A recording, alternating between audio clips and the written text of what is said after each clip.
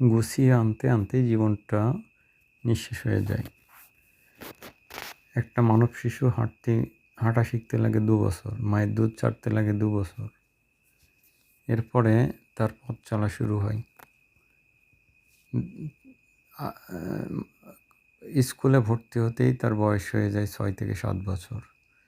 SSC pass করতে করতে সে 17-18 বছর।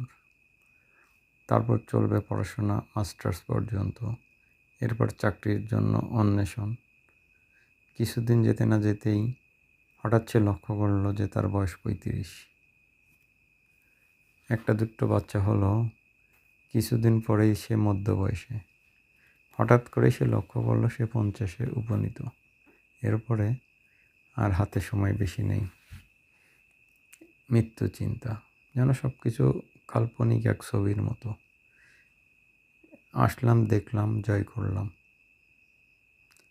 বা অনেকে ব্যর্থ মনোরথ নিয়ে ফিরে গেলেন।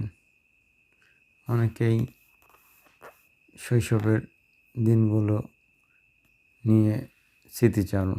এই নিয়েই আমাদের জীবন।